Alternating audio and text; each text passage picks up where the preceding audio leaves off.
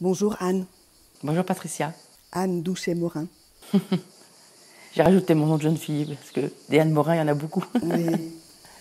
Anne, on va un petit peu retracer ton parcours pour permettre de comprendre aux personnes qui nous écoutent, pour leur permettre de comprendre d'où tu viens. Oui, d'accord. Donc tu étais au départ sage-femme. D'abord femme, Oui. et puis effectivement, je suis rentrée dans la profession de sage-femme quand je suis sortie du bac. Et où je ne l'ai pas réalisé tout de suite, mais en fait, ça a été finalement une grosse déception. Parce que je m'attendais à voir l'amour battre à fond dans les salles d'accouchement, à voir les hommes en blanc. Moi, j'avais lu Les hommes en blanc, donc j'étais pleine d'illusions, que je vais appeler des illusions. Et j'ai rencontré un monde qui ne ressemblait pas beaucoup à mon monde imaginaire. Et ce qui fait que finalement, assez vite, les circonstances de ma vie m'ont emmené vivre à l'étranger. Et donc, j'avais jeté mes bouquins d'obstétrique. Et je ne pensais vraiment plus exercer le métier de sage-femme, mais ce n'était pas en conscience. Oui. Je suivais le fil de la vie et ça m'arrangeait bien. Oui. Et puis on est rentré de l'étranger avec mon mari et des enfants plus rapidement que prévu. Voilà, c'était une expérience d'expatriation qui finalement s'est arrêtée plus tôt que prévu. Et j'ai commencé une formation de yoga, parce qu'en fait je faisais du yoga depuis quasiment l'école de sage-femme. Et suite à cet apprentissage, eh bien, en fait, j'ai pu reprendre mon métier de sage-femme, mais avec une autre conscience, justement. Et c'est là que j'ai commencé, ça a été... c'est venu à moi, c'était ça que j'avais à faire, accompagner les naissances à domicile. Et qu'est-ce que le yoga de particulier qui fait que c'est un adjuvant de qualité au métier de sage-femme? Alors pour moi, c'était pas un adjuvant, dans mon vécu à moi, ça m'a sauvé la vie. Parce que j'avais une nature extrêmement angoissée, des angoisses métaphysiques abyssales, des gros problèmes de sommeil. Donc quand les médecins m'ont donné des médicaments à 18 ans, je me suis dit, ça va pas le faire, là, si je commence à prendre des cachetons. Et c'est comme ça que je suis rentrée dans cet enseignement. Et ça m'a ouvert une dimension, d'abord une paix intérieure. C'est vraiment ma formation, ça a été 3 années de grâce. Une possibilité que ça se pose vraiment, une possibilité de voir à l'intérieur et en soi. Et du coup, ça a été tellement naturel de le partager dans mon métier, parce que l'accouchement, c'est un yoga en fait. Une femme qui vient à l'intérieur d'elle-même, qui vient vraiment connecter ce qui se passe là, qui rentre dans son vortex, parce que c'est un état modifié de conscience. Oui. Une femme qui n'est pas dérangée, ce qui n'est pas du tout le cas à l'hôpital. Pas dérangée par les personnes autour d'elle. Pas dérangée par les personnes autour. Son vortex s'installe et elle rentre dans son processus. Et le yoga m'a vraiment appris à contacter ça et du coup à pouvoir le transmettre. Oui, donc tu viens d'indiquer que tu étais sage-femme à domicile. Donc en fait, voilà, rapidement, je me suis mise à accompagner l'accouchement à domicile. Et là, le yoga personnellement m'a considérablement servi parce qu'il m'a appris à être toujours au top de ma forme. Parce que j'ai appris à faire des relaxations de 10 minutes et à vraiment me récupérer vraiment. Donc grâce aux techniques du yoga. À être parfaitement aligné, centré dans les accompagnements. Donc d'être dans une écoute fine de est-ce qu'il y a un problème, est-ce que tout va bien, voilà. Donc mes perceptions aussi, le yoga a permis à ce que mes perceptions soient beaucoup plus grandes. Enfin, en fait, à ouvrir toutes mes compétences, comme tout le monde a, oui. D'observation fine de l'état des lieux, de l'état de stress, de baisser beaucoup l'adrénaline. Une femme qui accouche, c'est ça qui se passe à l'hôpital, c'est dès qu'il y a une intervention, dès qu'il y a quelque chose qui est dérangé, l'adrénaline monte. Oui. Et avec l'adrénaline qui monte, le processus de l'accouchement s'interrompt ou ralentit. Oui. Donc le yoga, voilà, tu mets de l'ocytocine, ça aide à mettre de l'ocytocine dans l'environnement. Oui. Donc tu es en train de me dire que dès très très jeune, en fait, puisque tu m'as dit dans un précédent échange que tu avais été insomniaque quand tu étais étudiante et que c'est ça qui t'avait amené vers le yoga. Oui. Et donc c'est à ce moment-là que tu t'es connectée à ta propre intériorité. Oui. Grâce à mes névroses personnelles. Oui. J'aime bien, comment elle s'appelle, Blanchard, une fille qui est humoriste. Oui, Blanche Gardin. Blanche Gardin, qui met en scène ses névroses. Et en fait, je pense personnellement, je crois qu'on est tous dans nos vies. Et on peut prendre appui. Moi, finalement, j'ai pris appui sur mes difficultés, qui étaient vraiment profondes quand je vois comme je suis maintenant et comme j'étais à cet âge-là, grâce à ces outils-là de yoga. Oui, et ces outils-là, te connectant à ton intériorité, ils t'ont certainement permis de ramener de l'amour qui, à tes yeux, était tellement absent des salles d'accouchement. Ramener, c'est pas tellement ça, ça permet un espace où tout ce qui doit se manifeste. Oui. Et de fait, dans les accouchements à domicile, effectivement, quand les processus naturels sont en cours, ben, j'ai vu des hommes merveilleux, par exemple, être parfaitement dans ce qu'il fallait faire à chaque instant. Venir des sages-femmes. Je me disais, ben, ça vaut vraiment pas le coup de faire toutes ces études de sage-femme, parce qu'en fait, c'est juste se connecter à ce qui est. Oui. Et la plupart du temps, je n'ai jamais touché les bébés. Oui. J'ai tout laissé faire. Et j'ai vu des pères, la plupart, connectés à cette énergie d'ocytocine, d'amour, effectivement. Ce qui peut moins émerger quand c'est un accouchement à l'hôpital. À l'hôpital, c'est empêché en permanence. Ouais. En quelque sorte, c'est empêché en permanence parce que déjà, madame, on va vous mettre une perfusion. Est-ce que ça va? Examiner toutes les heures. Les anglo-saxons, ils font ça toutes les 4 heures. Mais quand tu examines une femme qui est en train de son processus d'accouchement toutes les heures, et puis du coup, ça nous apprend que, oh là là, ça s'est pas dilaté. Alors du coup, ça crée du stress parce que c'est comme ça qu'on nous a appris. Puis moi, j'ai découvert à domicile qu'on s'en fout, que ça, des fois, ça dilate. Ça m'arrivait de regarder parce que ça paraissait long, pour me rendre compte, j'ai déjà vu l'expérience, que c'était pas dilaté, et puis de faire confiance parce que je sentais bien que tout allait bien. Et puis 5 minutes après, pouf. Donc en fait, tout ce que j'avais appris, j'ai appris que ce qu'il faut pas faire et que ce qu'il faut pas savoir. Enfin, il faut le savoir en cas d'urgence. Disons que j'ai appris à l'hôpital, et du coup par ricochet, ça se manifeste sur les personnes qui accouchent. J'ai appris dans mon cursus de médecine à faire tous les gestes qu'il ne faudrait faire qu'en cas d'urgence. Oui. Du coup, forcément, on crée l'urgence puisqu'on fait des gestes d'urgence. Oui. C'est mon point de vue. Hein. Il y en a beaucoup qui vont peut-être m'en vouloir, mais et vraiment que j'ai expérimenté.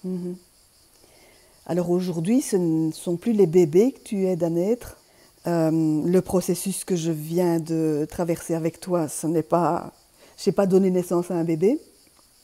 J'ai donné naissance à autre chose. Et donc tu te dis maintenant architecte du désir, et la formule est plus élaborée que ça. Oui, guérisseuse de l'intime et tant d'autres choses. Parce qu'en fait, il y a des personnes qui viennent me voir pour guérir leur intime, mais aussi sur d'autres choses. Donc. Oui. Comment s'est opéré le glissement entre sage-femme qui aide des bébés à naître et la sage-femme que tu es devenue maintenant? Alors, c'est tout simple. J'ai fait une formation avec une sage-femme que je vais nommer parce que c'est aussi fait partie des personnes que je trouve... ce qu'elle initie, c'est absolument important. C'est Ariane Cessia Boulanger et c'est une formation en transgénérationnel. Donc j'ai fait cette formation en tant que sage-femme. Oui. Et au fur et à mesure du processus que je traversais moi-même, je me suis dit, mais si toutes les sages-femmes du monde, on s'est accompagné chaque femme qui attend un bébé à libérer l'empreinte transgénérationnelle de nos guerres intimes qui se sont logées dans notre intime, on sauve le monde. C'est aussi simple que ça. Oui. Enfin, les femmes qu'on accompagne, elles vont du coup mettre au monde des bébés dans un corps en paix. Donc je pense qu'on initie la paix. Enfin, on sauve le monde, on initie la paix avec des processus comme ça. Oui. Alors là, tu résumes fortement ta pensée. Enfin, c'est pas seulement ta pensée, c'est ta pratique. Et moi, je sais de quoi tu parles quand tu parles de guerre, mais je voudrais bien que tu l'énonces précisément. Quand tu parles de nos guerres intérieures, de quoi s'agit-il? Alors ça, c'est vraiment le processus transgénérationnel qui me l'a confirmé. Mais en tout cas, dans ma pratique de sage-femme, jeune, donc je n'avais pas la conscience que j'ai maintenant, je me suis très vite rendu compte, particulièrement avec la rééducation du périnée, que maintenant j'appelle l'animation du périnée, j'ai eu des intuitions en me disant « mais cette femme, c'est bizarre ». J'en ai une très précisément en tête et je sentais un inceste. Cette femme, mais là c'était encore quand c'était les balbutiements de ma compréhension. Et puis j'ai commencé à poser des questions, mais forcément maladroites, parce que j'étais pas expérimentée, c'était complètement nouveau de découvrir ça. La femme, je l'ai vue se rétracter complètement, mais vraiment intimement, j'étais sûre qu'il y avait un problème de ce genre-là. Et puis du coup, puce à l'oreille, je me suis rendu compte avec plein d'autres femmes que j'avais en rééducation du périnée, que dès qu'on commençait à aller vraiment dans faire bouger cette musculature qui enveloppe toute notre intimité, il y avait des résistances. Et puis j'ai affiné ma façon de plus poser des questions d'ailleurs, parce qu'en posant des questions, je voyais qu'il y avait des peurs. Il y a énormément de peurs qui sont logées dans ce lieu du corps. Et petit à petit, je me suis formée. J'ai fait des formations où j'ai commencé à ne plus toucher les femmes pour leur proposer la rééducation. Et là, il y a la parole qui a commencé à se manifester. Et j'étais complètement sidérée de ce que j'entendais. J'ai fait une journée de formation organisée par des Canadiens sur l'inceste, où j'étais sidérée d'attendre. Enfin, ça confirmait mes intuitions, que 70% des femmes sont touchées. Waouh! Et les gens disent waouh, mais en fait, quand on parle avec les gens, c'est inouï le nombre de personnes qui est concernées. Je suis convaincue que les hommes, c'est pareil. Les femmes et les hommes, oui. Oui, voilà. Donc voilà, et puis j'ai affiné en me formant, et l'apothéose, ça a vraiment été cette formation transgénérationnelle où ça m'a confirmé à quel point, par exemple, une femme qui vient parce qu'effectivement elle a des difficultés dans sa sexualité, parce qu'elle a subi un inceste, parce qu'elle a subi un viol, parce qu'elle a subi un harcèlement, etc. Très souvent, dans son transgénérationnel, il y a des mémoires de guerre d'un homme de sa lignée. Donc cet homme qui a subi des outrages à la guerre, oui, menacé par une arme, c'est extrêmement phallique et c'est une pénétration. Dans les tranchées, ils ont vécu dans la merde, ils ont vécu... Il y a certainement eu d'ailleurs des trucs entre les hommes qui n'étaient pas forcément désirés, enfin voilà. Et tout ça, ces hommes-là d'ailleurs, ils sont beaucoup sortis de leur corps, ils sont revenus très souvent violents, ils sont devenus alcooliques. oui. Et les conséquences, c'est que nous, on subit dans nos bassins ces drames-là.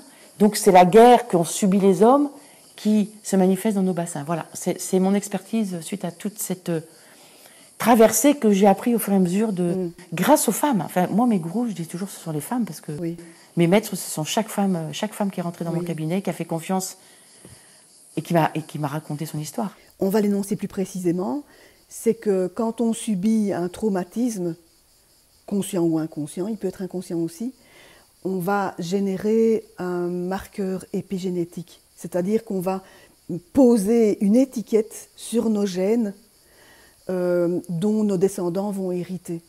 Et donc quand tu parles de nos guerres intimes, ce sont des marques que nos ancêtres nous ont léguées et qui vont s'activer dans nos vies. Je suis sidérée à chaque fois que j'accompagne un processus. Je suis toujours émerveillée, sidérée de voir à quel point c'est vraiment la vérité, à quel point on a imprégné dans nos gènes. Et les chercheurs en épigénétique, les personnes qui nous écoutent peuvent vraiment aller voir ça. Il y a, le confirme, un souriceau qui a subi un traumatisme, je crois 7 générations après, sans avoir revécu le traumatisme, il a toujours le comportement du traumatisme. Et en fait, nous, on fonctionne comme ça aussi. Et donc le processus que j'accompagne, il est fulgurant pour libérer... Enfin, en tout cas, pour que la personne puisse d'un coup comprendre en disant « Ah, mais oui, mais c'est ça qui s'est passé ». Et à un moment, elle comprend que sa façon de fonctionner, qui la met en difficulté, elle est inscrite dans la lignée. Oui. Je voudrais qu'on apporte une petite précision. Quand tu parles de rééducation du périnée, ça arrive à quel moment? Postpartum ou à d'autres moments? Alors moi, dans mon apprentissage, ça a été en postpartum. Nous, sages-femmes, on a aussi des personnes qui sont en dehors du postpartum, donc des femmes plus âgées qui ont des problèmes de fuite urinaire, de descente d'organes. Il y a parfois des jeunes femmes, parce qu'il y a des jeunes femmes qui sentent déjà des difficultés. Puis forcément, plus j'étais dans la compréhension, plus j'ai une population beaucoup plus large. Parce qu'on nous a appris, là aussi, qu'un périnée qui est en mauvais état, c'était à cause de l'accouchement. Moi, j'ai 4 enfants, donc je peux me permettre d'en parler. Moi, mon postulat et mon expérience, c'est que l'accouchement révèle un périnée qui a des mémoires problématiques. La médecine chinoise le sait. Ils disent que la musculature du périnée, c'est la mémoire des ancêtres. Et je le vérifie. Et en fait, moi, en proposant le transgénérationnel, en même temps que j'allais dans l'intimité corporelle des femmes, je les vérifiais sans arrêt.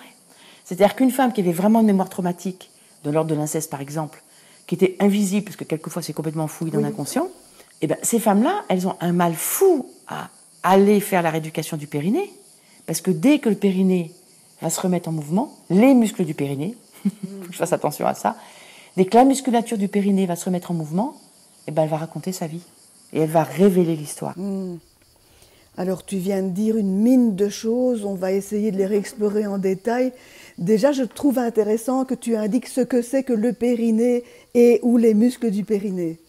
Tu veux bien entrer un peu dans le détail, qu'on comprenne de quoi on parle, parce que tu as constaté maintes fois qu'on ne sait pas nécessairement ce qu'est le périnée. Voilà. Déjà, je fais attention à ne pas dire le périnée et je me trompe parce que ce sont pas, c'est dans le langage tellement habituel. En fait, ce sont des fascias musculaires. Et en gros, qui s'accrochent sur le pubis en avant, qui font autour du bassin à l'intérieur et qui vont s'accrocher sur le sacrum à l'intérieur. Il y a les sphincters de l'anus, sphincters de la vulve pour les femmes, un noyau fibreux central qui est pour les hommes et pour les femmes entre le sexe et l'anus. Donc on le sent, c'est un peu épais comme cette partie-là de la main.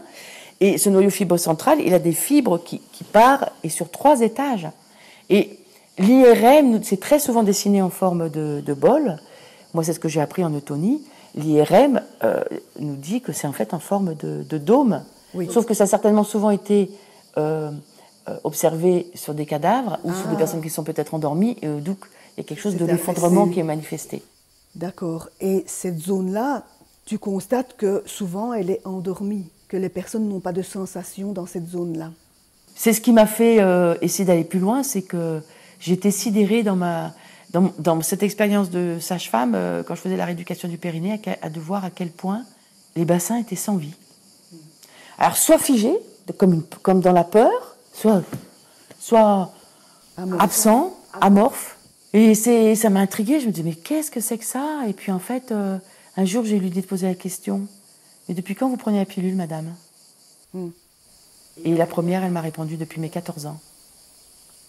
Donc en fait, j'ai réalisé que la plupart des femmes de ma génération, enfin, pas de ma génération, mais des plus jeunes, ne sont pas dans leur marée naturelle. Pour moi, le cycle d'une femme, c'est une marée, la marée haute. Je vois vraiment l'eau qui, tu vois, avec tout ce qu'il y a, toute cette foison de vie. Et la pilule, c'est ma mère morte. Oui. Et du coup, il n'y a plus de vie. Pour moi, c'est l'endométriose, hein. Cette maladie que j'ai vue, qui n'existait pas, que j'ai même pas appris à l'école de sage-femme. Et que j'ai commencé à découvrir dans mon cabinet et qui maintenant a pris une ampleur incroyable. Certaines personnes disaient que c'est parce qu'on ne la connaissait pas. Moi, je pense quand même qu'elle s'est multipliée depuis 30 ans, comme par hasard depuis que la pilule est distribuée comme des bonbons. Et c'est l'endomètre qui sort du nid, donc à partir du moment où elle ne peut plus se déployer. L'endomètre, c'est la muqueuse utérine dans laquelle le bébé va venir se nicher, c'est le nid. Voilà. Donc à partir du moment où il n'y a plus de nid à l'intérieur de l'utérus, la vie cherche la vie. Donc l'endomètre, elle va chercher ailleurs pour pouvoir accueillir la vie. Et donc, c'est ma conviction intime. L'endométriose, c'est l'endomètre qui se répand dans l'abdomen? Voilà, c'est ça. Wow. Qui sort de l'utérus et qui se répand ailleurs. Et qu'on soigne par la pilule. Alors en même temps, c'est tellement douloureux que c'est logique. Et cette pilule, on la pisse dans les... Tu vois, tu parles de transition, mais on la pisse dans les rivières. Oui. Donc on mange tous la pilule. On ne sait pas la filtrer. Pour moi, c'est une catastrophe écologique. De plus. Mais je pense qu'il y a une dimension qu'on n'a pas encore saisie. Je sens que c'est une catastrophe naturelle. Alors, il y a toutes les personnes qui me disent « Mais oui, mais ça nous a sauvés à l'instant. » Je relisais un livre sur les paroles d'avorter. Et ça s'est manifesté dans certains processus qu'on a pu traverser récemment, où dans la lignée, il y a des femmes qui ont subi des avortements, ou au contraire qui n'ont pas voulu d'avortement parce que c'était trop horrible. Donc, effectivement, la pilule a permis ça. Moi, dans ma conviction, c'est vraiment parce que tu parles de transition et que ça, c'est aussi très, très, très fort. C'est que la pilule, je pense, nous a permis de reprendre possession de notre corps. Oui. De reprendre possession de notre corps vraiment dans une conscience. Actuellement, il y a de plus en plus de gens... Moi, j'ai toute ma vie en contraception naturelle, donc sans que ça soit horrible, sans que j'ai des enfants que je voulais pas, etc. Donc, c'est possible de connaître son corps pour maîtriser sa fertilité. Ça demande de l'amour, parce que ça demande au conjoint d'être vraiment présent. Et de plus entendre des mecs qui disent « Elle m'a fait un bébé dans le dos alors qu'ils sont mariés et que c'est qui a mis la petite graine ?» Oui. Voilà. Et je pense que c'est un tremplin pour reprendre conscience de notre corps désirant et qui va pouvoir œuvrer dans sa sexualité avec ses marées. Et quand je sais que je suis fertile, il y a tellement d'autres façons de faire l'amour que de la pénétration et l'éjaculation de les voies féminines. Exactement. Et là, on touche au tantra qu'on va aborder avec d'autres personnes. Ben, d'ailleurs, j'ai animé les stages de tantra récemment. Toi Ben aussi, oui. hein.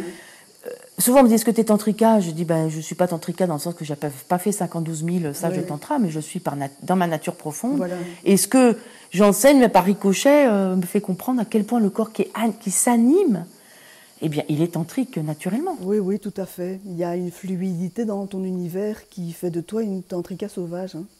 Oui, j'aime bien ce mot. J'avais jamais. Oui, c'est ça, complètement. Ce qui n'est pas si facile à vivre d'ailleurs quand j'étais jeune. Parce que là aussi, c'est assumer son féminin sauvage, la femme désirante. Alors, je peux te dire qu'à 18-20 ans, c'était pas ma génération, c'était pas simple d'être une femme désirante. Hein. Quand on prend en compte tout ce que tu viens d'énoncer, l'idée que le bassin est inhibé, endormi, heureusement, c'est une belle au bois dormant. Complètement. Ben oui, dans les contes de fées, on nous raconte tout ça. Oui. Et elle s'est endormie, il y a le prince charmant qui est arrivé et qui a tout fait. Ah. Magnifique. Oui. Elle est belle, ceci dit. Hein. Et justement, ce que moi j'ai expérimenté à travers le processus que j'ai vécu avec toi durant ces 4 jours, c'est que tu te dis donc architecte du désir. On va revenir sur les 2 mots. On va se pencher d'abord sur le mot désir. Le mot désir, souvent, on l'associe au désir sexuel. Et puis, je me suis rendu compte qu'il y avait une profondeur à ce mot qui faisait que ce n'était pas que le désir sexuel. Tu veux bien en parler, s'il te plaît? Ah ben complètement, parce que finalement, je parle très peu de sexualité. Oui. Parce que, effectivement, le désir, pour moi, il est au service de tout. Moi, je suis désirante de tout, en fait. Hein. J'ai envie de voyager, j'ai envie de, je sais pas, peindre, mais je peins. Voilà. Et quand ce vivant en soi, le désir, c'est le vivant en soi qui se manifeste au service de chaque personne, du talent de chaque personne. La pulsion de vie. La pulsion de vie. Oui. L'enthousiasme, la passion. Voilà. Oui. Voilà. Et chaque personne, c'est pour ça que maintenant, ça va toucher vraiment. Donc, quelquefois, quand c'est très bloqué, je m'adresse aux personnes en allant par l'énergie du cœur. Et puis, je suis en train de contacter, parce que je le vis moi-même, que en boostant mon business et en boostant cette énergie de capacité à créer des processus, à les proposer, à ce que ça se déploie, c'est aussi du désir. Et pour moi, c'était une partie de moi qui était endormie. On m'a lignée, les femmes avaient payé de leur féminin le fait de travailler, par exemple. Tu veux bien être plus explicite? J'ai 4 tantes qui sont vraiment des femmes qui n'ont pas du tout fait leur vie de femme. Et à l'époque, elles avaient tout un super job. Donc moi, dans ma lignée, j'avais ça, quoi. C'est associer les deux, être en même temps créative, en même temps gagner sa vie, en même temps être femme, en même temps être mère. La plupart des femmes, mais je pense que c'est aussi vrai pour les hommes, hein, ils ont aussi leur... On arrive à incarner 1 ou 2, mais pas toutes les femmes à la fois. Oui. Je pense parce qu'on n'est pas vraiment connecté à cette base vivante, tout simplement. On enchaîne sur cette notion de désir au sens étendu, donc qui ne se limite pas au désir sexuel. Dans nos échanges, on a utilisé le mot zombie à plusieurs reprises. Dans nos conversations, mais aussi moi, dans mon processus, j'ai employé le mot zombie. J'ai dit que ma grand-mère disait que quand mon grand-père est rentré de la guerre, c'était un zombie. Et c'est un mot qui a beaucoup de sens pour toi. Qui a pris sens. Je me souviens d'un jeune couple que j'accompagnais pour une grossesse et qui ont d'ailleurs eu un accouchement absolument extraordinaire, orgasmique avec le son. Ils sont arrivés dans mon cabinet, ils ont dit « Oh là là, on revient de Paris, on n'a vu que des zombies. » Et là, ça m'a fait ting, parce que je ne comprenais pas pourquoi il y avait tant de films de zombies. Peut-être moins actuellement, mais en tout cas, je dirais, il y a 10-15 ans, il y avait des films de zombies, en veux-tu, en voilà. Moi, c'est des films qui ne me parlent pas, je ne comprenais vraiment pas. Et ça a du coup fait le lien, à ce moment-là, entre « Mais oui, mais c'est vrai que dans mon... Mais finalement, tous ces bassins que j'essaie d'aider à réanimer, ils ont peur, ils sont crispés, ils sont figés. La société de consommation, finalement, on va chercher beaucoup à l'extérieur, ce qu'on n'a pas à l'intérieur. Oui. Et ça fait sens ce jour-là avec ces jeunes qui m'ont amené ce mot-là. Ça a été très fort, cette compréhension. Et du coup, avec l'accompagnement transgénérationnel et tout ça, ça devenait de plus en plus fort, parce qu'effectivement, tous ces hommes qui sont allés à la guerre, qui n'ont pas parlé, oui. Ils sont revenus, la plupart, pour beaucoup, dans des états... ils n'étaient plus là. Moi, j'ai un arrière-grand-père qui a qui a très très bien écrit des choses qu'il a vécues pendant la guerre des tranchées, la guerre de 14-18. Et c'est incroyable, on lit, je me souviens d'un endroit où je lisais son truc en disant « Oh là là, hier, quel charivari, on a été bombardé, mon copain chirurgien est mort, mon copain est mort », mais avec une espèce de détachement. Oui. Et j'ai réalisé, ben oui, mais en fait, il n'était plus là. Pour supporter l'insupportable, on n'est plus là. Oui. Et donc, par ricochet, ben, ces hommes-là, ils n'étaient plus là, mais ils ont eu des comportements qui étaient peut-être pas chouettes avec leurs compagnes. Et puis du coup, elles ont des enfants. Et par ricochet, ça s'est répandu, ça se répand dans nos vies. Et tu constates que beaucoup de gens, puisque tu travailles principalement avec des femmes, tu parles de femmes, mais tu me dis que quand à l'occasion tu travailles avec des hommes, tu constates la même chose, qu'on n'habite pas notre corps, ni notre bassin, ni notre corps. Pour la plupart, mais ça me sidère tout le temps. À quel point c'est énorme, à quel point on n'habite pas son corps. Et en plus, je le constate. Alors, c'est sûr que les personnes que je rencontre sont très souvent dans un cheminement développement personnel. Mais j'ai quand même rencontré des jeunes femmes qui, quand je leur pose la question, est-ce que tu habites ton corps, est-ce que tu habites ton bassin, mais elles me disent, mais Anne, qu'est-ce que tu veux dire? Oui, voilà. Qu'est-ce que tu veux dire, Anne? J'ai fait une vidéo l'année dernière. Je me suis dit, une super jolie femme, etc., merveilleuse. Qu'est-ce que tu veux dire? Oui. Cette femme-là, suite à ça, elle a arrêté la pilule. Elle a quitté son copain, mais qui, du coup, c'était pas dans du désir et dans une joie d'être. Voilà. Et elle est sidérée du plaisir qu'elle a maintenant dans sa sexualité. Et plein de jeunes femmes me racontent ça. Donc, qu'est-ce que ça veut dire, habiter son corps? Être là. Être dedans. Sentir à l'intérieur. C'est sentir, parce qu'on ne l'a pas encore mentionné jusque maintenant. Quand tu parles de comprendre, c'est une compréhension qui est aussi une compréhension de l'ordre de la sensation. Voilà, oui. Du sentir à l'intérieur. Oui. Donc je vais placer mon attention là où tu m'indiques de le faire et je vais sentir des choses. Je vais explorer. Voilà, c'est ça, parce que il y a une Upanishad du yoga qui est vraiment un de mes mantras, que j'ai avec moi depuis très longtemps, qui dit « Tout ce que tu n'as pas compris dans ton corps, tu ne le comprendras nulle part ailleurs ». Et beaucoup de personnes qui viennent me voir sont des personnes qui ont fait moult thérapies, et je leur pose la question « Mais est-ce que ça a déjà été dans le corps ?» Et la plupart me disent peut-être un peu, oui, j'ai fait un processus psychocorporel. Et là où ce que je transmets, je pense, c'est vraiment, je sais, c'est vraiment ma pépite. Et parce que j'ai été sage-femme, je pense, parce que pendant tellement d'années, j'ai touché avec mes mains pour aller sentir à l'intérieur ce qui se passe, que ce soit le bébé, que ça soit... et j'ai touché de l'extérieur, en fait. Mais pour aller à l'intérieur, je pense que c'est pour ça que je sais vraiment mener ça. Tu as pu le constater avec les questions. Donc, il y a des questions avec des mots. Mais c'est très, très net quand c'est la tête qui répond. Et quand c'est... les personnes qui ont fait beaucoup de processus de développement personnel et autres, ils ont toutes les techniques de symbolisation, etc., etc. Sauf que la plupart du temps, c'est resté dans la tête. Donc on a beau avoir compris son histoire, tant qu'elle n'est pas comprise dans une émotion corporelle et qui se manifeste vraiment, où d'un coup on dit « Ah bah ça y est, j'ai compris ». Où il y a des espèces de fulgurances comme ça, là on est dans du cellulaire, épigénétique. Oui. Et donc dans le sentir à l'intérieur du corps. Et on est proche alors de la résolution. En tout cas, moi, dans le processus que j'accompagne, j'ai vu des transformations et même des miracles. Des personnes qui, dernièrement, fibromyalgie, au bout de 2 séances, ça n'a plus de douleur de fibromyalgie. Oui.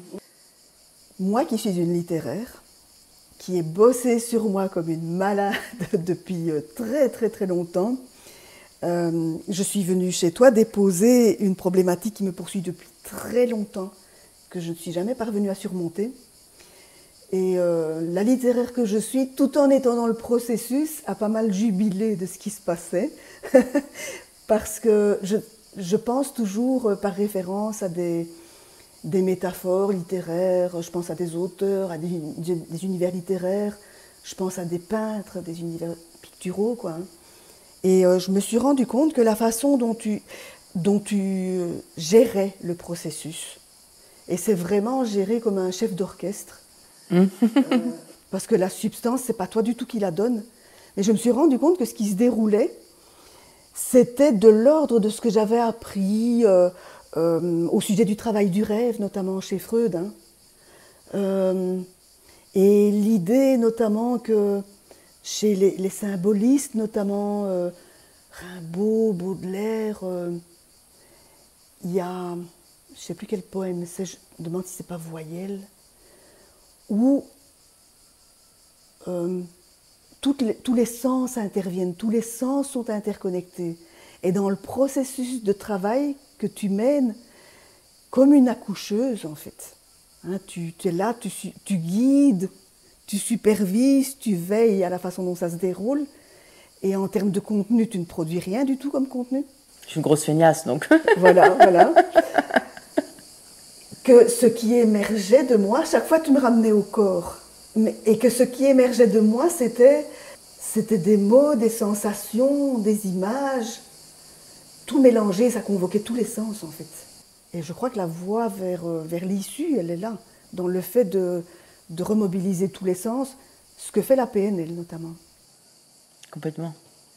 Moi, c'est vraiment ce que j'ai appris. Et c'est vrai que c'est tellement proche, je pourrais dire accoucheuse du désir. Oui. Peut-être plutôt qu'architecte du désir d'ailleurs. Oui. Parce que le processus de l'accouchement, c'est ce que j'ai appris. Le premier accouchement à domicile, je me suis symboliquement noué les mains dans le dos. Parce que je n'avais pas pu suivre une sage-femme. Il y a très très peu de sages-femmes qui accompagnent l'accouchement à domicile parce que c'est très compliqué. On nous a tellement appris dans des peurs par rapport à ça que ça demande vraiment de... Voilà. Donc j'ai été en contact avec des filles qui m'ont dit « Mais enfin, un des sages-femmes, tu sais parfaitement t'occuper d'un accouchement. » Donc si... Voilà. J'ai fait confiance à ça.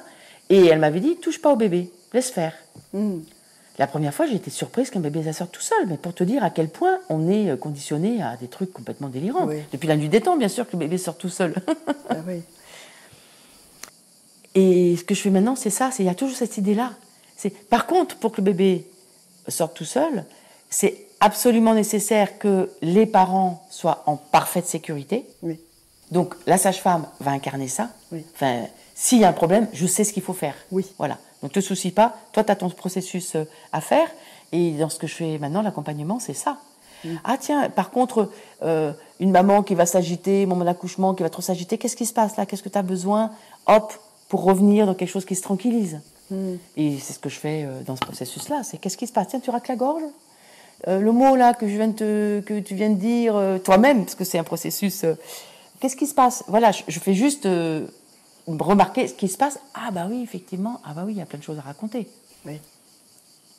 Les non-dits, les interdits, dès qu'on travaille sur la base, ben forcément, il y a plein de choses du non-dit, de l'interdit, du secret qui se manifestent, par exemple. Oui. En tout cas, le feedback que moi je peux faire par rapport à ce qui m'est arrivé, c'était... J'ai été très surprise par la fluidité, le flot de mes réponses, l'enchaînement de mes réponses. La spontanéité de mes réponses sur des sujets que j'amenais et qui étaient si douloureux et douloureux parce que tellement ancrés profondément. Et donc il y a une espèce de jubilation aussi de voir les choses se faire. Et ça me fait penser, le mot jubilation, il me fait penser à ces accouchements orgasmiques dont tu parles. C'est super beau, puis je te remercie de témoigner de ça, parce que j'ai vraiment, dans la formation avec Ariane Cessia, il y a un processus où il faut vraiment aller chercher la douleur. Et moi, avec l'expérience que j'ai maintenant, j'ai vraiment intérieurement cherché en moi comment on peut aller chercher la douleur, puisque c'est celle-ci qu'on veut libérer, sans que ça soit dans la douleur. Oui. Et bah, tu manifestes qu'en fait, tu as senti que c'était possible. Et effectivement, les processus que j'accompagne, de plus en plus, il y a des moments qui sont un petit peu plus compliqués. Il peut y avoir des moments où on éclate en sanglots, il peut y avoir comme ça des moments. Mais en fait, c'est tout de suite une libération. Oui, donc, c'est un sanglot cathartique. Oui, voilà. Et je trouve que par rapport à... Beaucoup de gens sont enclins à en vouloir, notamment aux parents. Hein. Le travail qu'on fait là, il permet d'entrer dans la compassion parce que tu ne cesses pas. Tu n'as pas cessé, en tout cas, de m'inviter à me mettre à la place, dans la situation de la personne. Hein, tu mets les larmes aux yeux, parce que c'est... Oui, oui. Ce processus, depuis que je l'accompagne, je ne crois plus au pardon parce que ça se pardonne. Oui. Et je crois, alors les personnes qui font des cercles de pardon, pardonnez-moi, parce que c'est merveilleux, il y a des personnes qui font des... Et ça guérit plein de choses.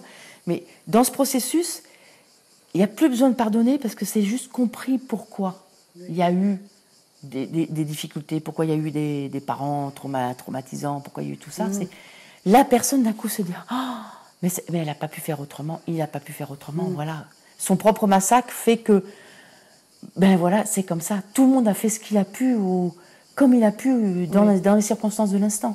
Oui. Et on peut ainsi comprendre que les personnes à qui on peut tant vouloir par moment ont été elles-mêmes victimes de leurs circonstances de vie.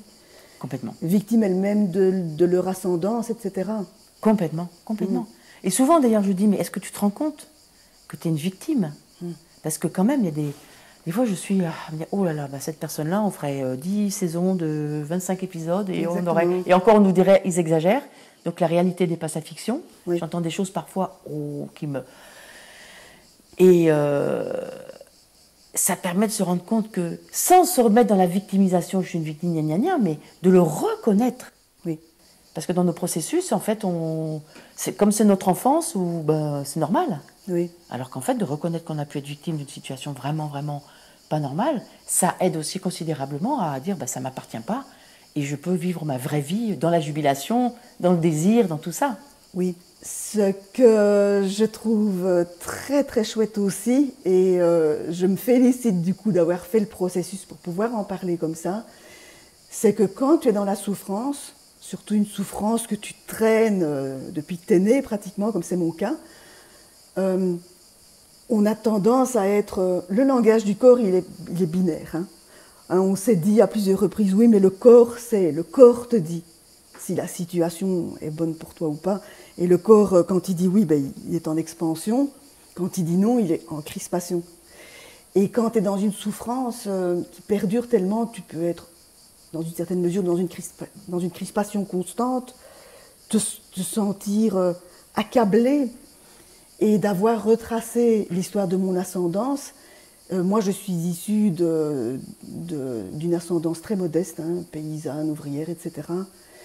Et ça a pris une dimension, une envergure, ça a donné une dimension épique à l'histoire de mon ascendance. Et tu vas l'écrire.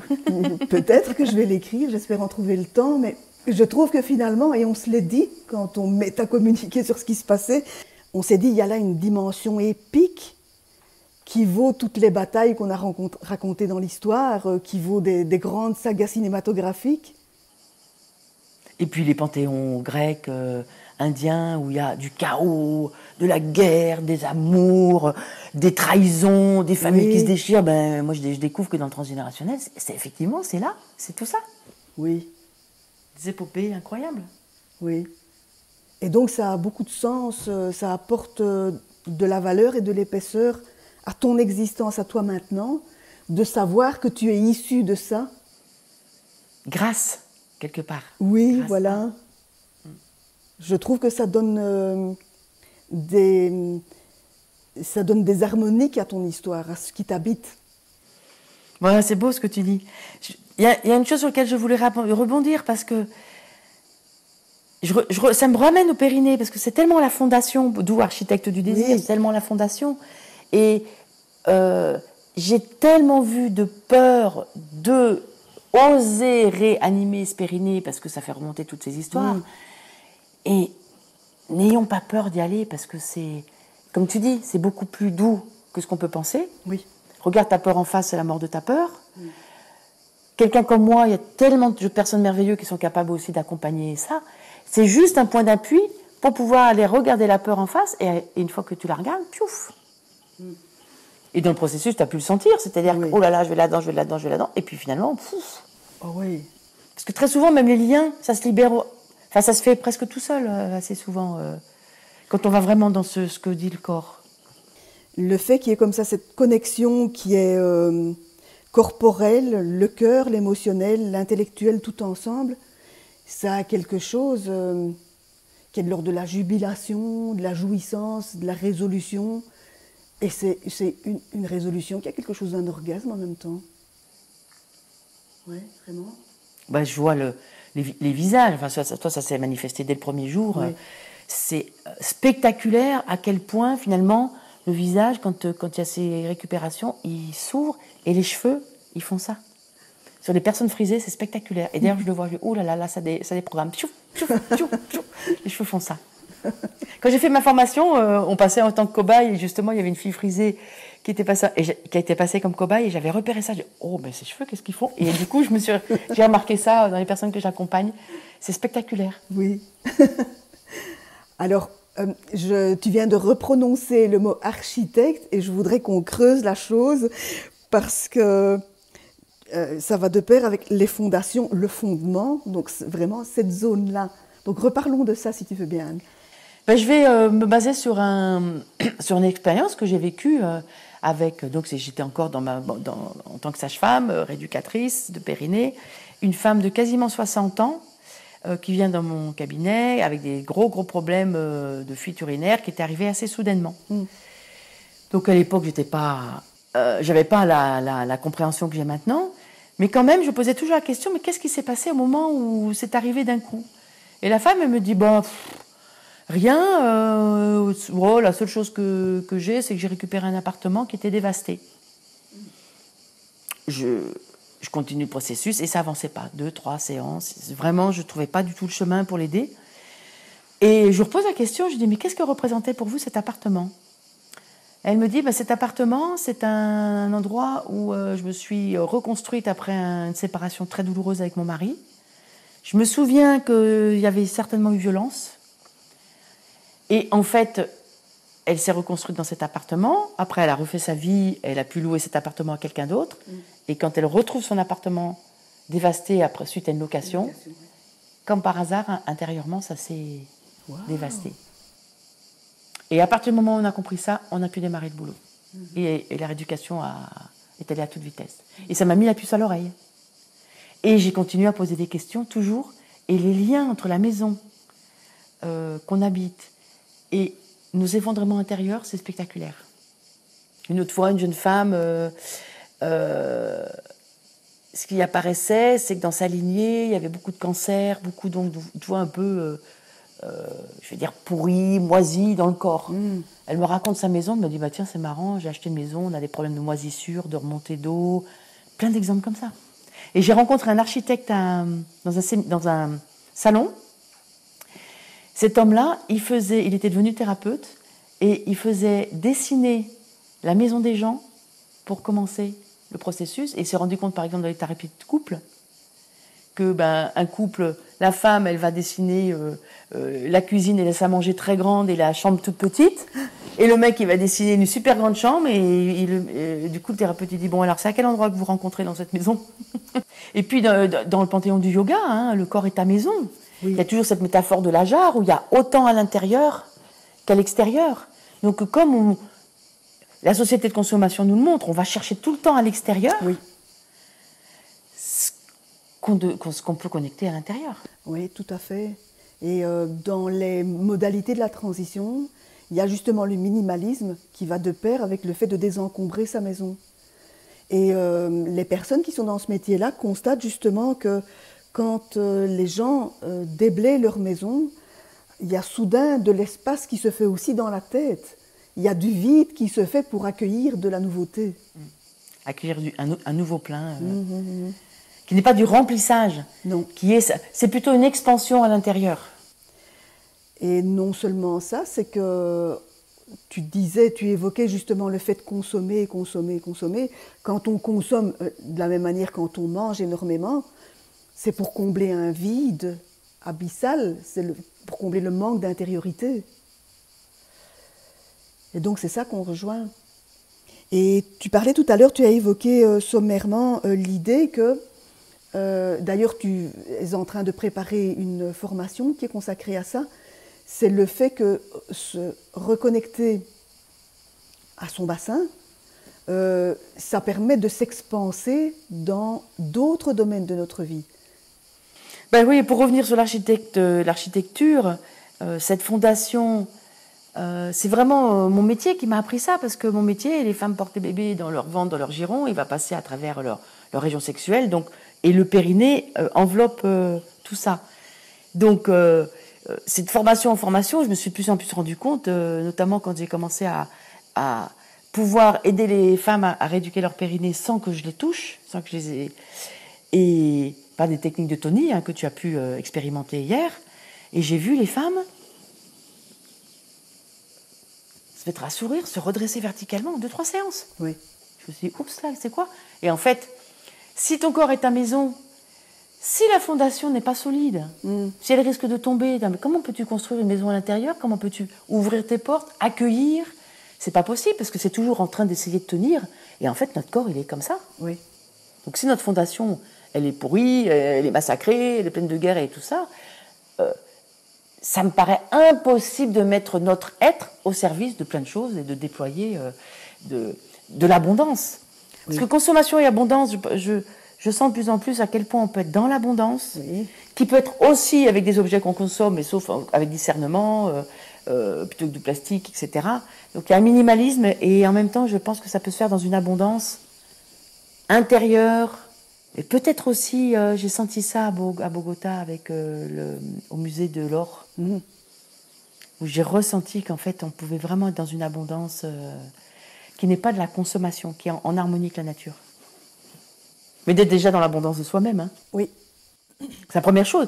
Quand tu parles de transition c'est ça, c'est la transition, c'est que si chaque personne, on s'occupe de connecter l'abondance en soi, oui.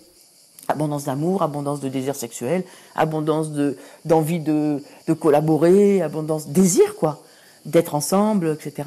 Fluidité. On contribue à l'abondance dans le monde de tout ça.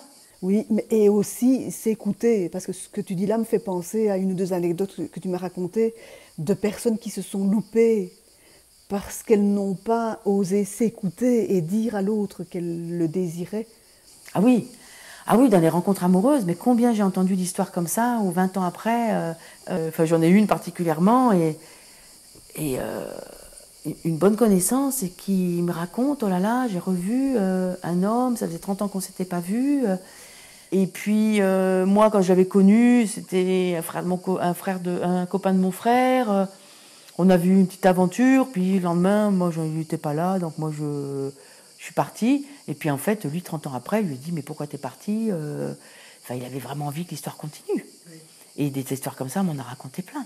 Donc, on a tellement peur de l'expansion, on a peur de l'amour. La plupart des gens. Je me souviens d'un festival où j'ai vu 2 personnes, ils sont venus en plus à mon atelier, ça vibrait entre eux grave. Je me suis dit, mais ils vont pas ensemble là? C'est quoi? Mais c'est quoi? Ils y sont pas allés. Alors je me trompe peut-être. Oui. Même âge, ils avaient tous les deux envie d'un compagnon. Et en fait, il y avait une peur dans le cœur. Oui. Tellement peur, parce que là, c'était pas guéri, certainement. Oui.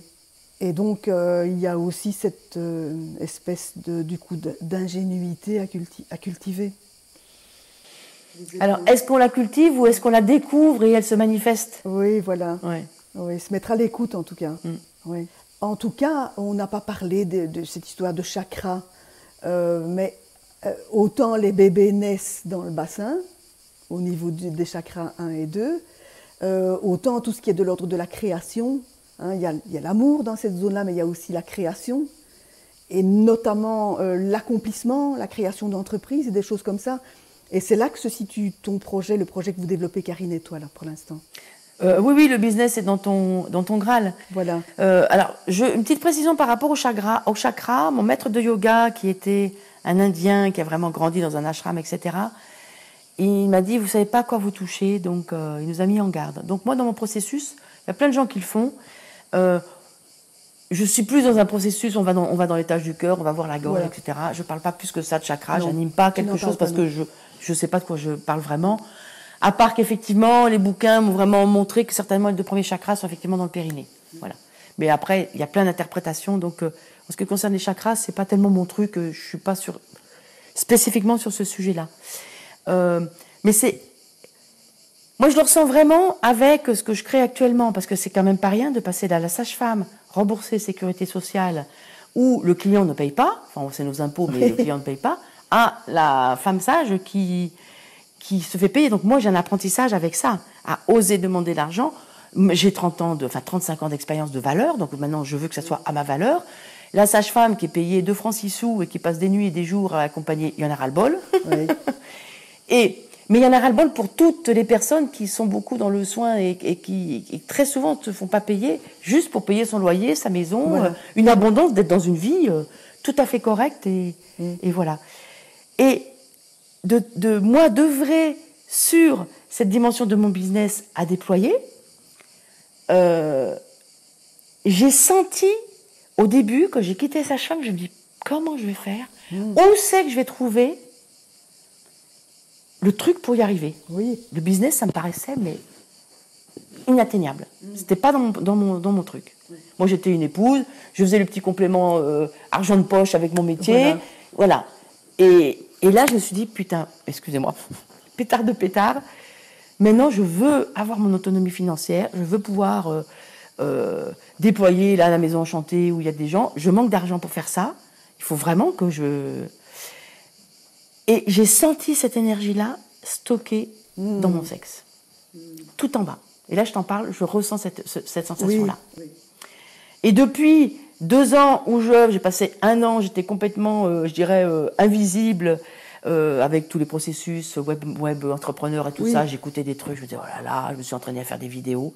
Puis un jour, il y a 1 an, il y a une vidéo, il y a des circonstances qui font que cette vidéo-là, elle a fonctionné. Donc j'ai senti quelque chose de nouveau, un endroit qui vibrait. Et puis petit à petit, ça s'est mis à un autre endroit et j'ai pu proposer mes processus avec une dimension autre, inviter chez moi les processus comme tu as fait, etc., etc. Donc quelque chose du business, maintenant j'ose le dire, parce qu'avant c'était oulala, tabou de faire du business. Et quand je vois les transformations qui sont d'autant plus puissantes que j'aligne ces 2 choses, parce que tout est relié. Oui, tout justement. Est relié. Tout est relié. Et on a tellement l'habitude de raisonner sur un mode binaire. Et en fait, tu viens de le montrer dans ton raisonnement et avec tes mains que le désir sexuel et le désir de vivre et le désir d'accomplissement, c'est la même pulsion.